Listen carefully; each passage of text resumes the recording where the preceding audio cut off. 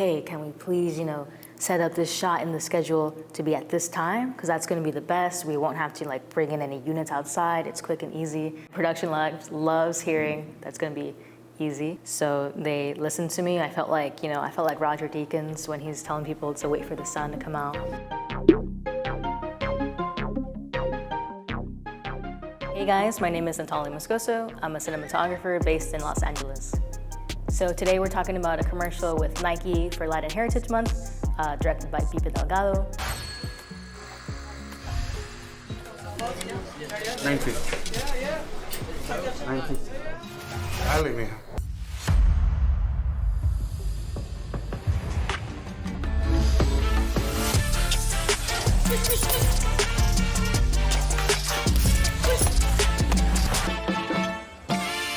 Yeah, it was super fun. So I chose this shot to talk about because I thought it was one of the most dynamic looking frames that we did throughout the whole commercial. Just had a really fun perspective to it. So the second shot I'm showing you is this wide shot of a warehouse with our talent in the middle of it. It was one of my most anticipated shots during like prep and location scout. Like I could see it at the scout and I was really excited to just shoot it. So this third shot is of our talent hitting a punching bag. I've always been excited about boxing and just action shots in general, so I think we executed this shot pretty well. So the camera we used for this was the Alexa Mini LF.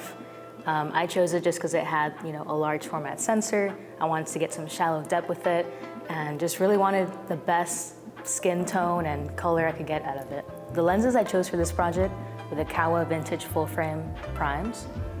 They're just a beautiful lens. I think they have like a soft look to them while being sharp still. I always had a black satin 1 in the camera the entire shoot.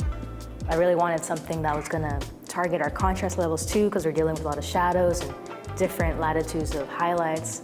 So I think that was the perfect one. So the support we had on this shoot, I used an Easy Rig, and we also had some shots on a Dana Dolly. It was mostly Easy Rig though, and I used that because I don't have the most muscle in my arms. So the Easy Rig just kind of puts all the weight of the camera in your like more thigh area and legs. So the whole day, it's just leg day. So in this frame, we have some Astera tubes up. You can see one right here. It's just acting as if it was just the fluorescent of the liquor store.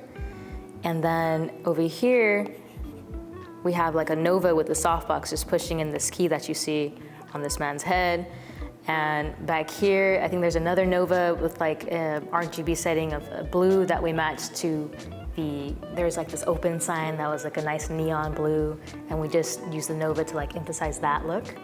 So that's that spiller right here. And then there's a giant window somewhere on this side. And we had to just use a 12 by solid to block out the sun because that was on our shadow side and we don't want that sun to leak in and just have more control of our lighting. So that's that. So the tubes we had, I think they were about a 4300 Kelvin. We wanted to achieve that like liquor store feel of like it's not too daylighty, it's not too warm. Just that whole, natural liquor store feel. So the diffusion that we used on this shot was mainly on this Nova right here. I think it was like some type of grid cloth, either half or full. And then we had like the comb on it. Something I would maybe change next time is maybe just blocking the light off a little more off these walls and then maybe a little bit more here just to have less hot spots. I know on this day we were super rushed, so I think we did a pretty decent job. This portion of the video was sponsored by Aperture. As an owner-operator, I've been in so many situations where I've needed color either as a hair light, wall splash, or ambience. And every time that I've needed that style of lighting, I turn to my Aperture Novas. I know I can trust them in any situation. They produce soft light, they give me the output I need, and they do it without taking up too much space. I can wheel them around on a stand, rig them to the ceiling, or place them on the ground. I love how easily I can get the exact color I need, especially when you use it with CineSync. If a client has a specific color they want, I sometimes even hand them the iPad and they can click on the exact color they need. And they love having the ability to choose the color on set. There's a link below where you can check out more details about Aperture lights like the Nova P300C and the Nova P600C. And check out this video that we made for CineSync. So this is all actually just natural light with a lot of ND and just good timing on the sun. On the day of the location scout, I had the Sunseeker app and I used that to just track the sun and see where it would be to just so it just lights through this open door right here. So I forgot what time this was, sometime in the morning, and the sun was over here shining. So we just casted this. I knew these doors would create this shadow here. And it just worked out, just ND to the outside, so there's nothing peeking over here. You know, this truck, we couldn't move, it was just there, so I had to really make sure that it wasn't gonna, you know, clip in my highlights. And then we just hazed it up, so the shadows can be a little lifted. And I think it worked out, just an all natural shot. I knew it was just gonna look super dope if we got a super high angle of it, saw like more of the sun going down and our actress is just there, you know, in that sunlight, looking tough. So what we did is we found this ladder, looks like this, I guess, with little steps. So what we did, we brought the sticks up there, they fit, ratcheted up. I had to go up there. I'm terrified of heights, but I was excited for the shot.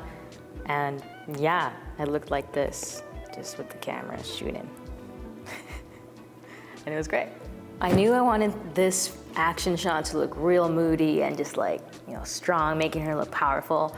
So it was pretty simple actually. We just had like an Acera tube up here. There was like a beam where the punching bag was hanging off and it was magnetic. So we just magnetized the tube up there with some magnets and it's just kind of playing a little more far side. We had our character a little bit more like on the left side of the light. So that's why the shadows are able to fall off so well here. We had, again, our haze in the background. And I believe we also had one of our 600s up here still just raking across these ropes. You can see it's kind of a spillage here. That was another unit in the background playing, with just a little oomph to it.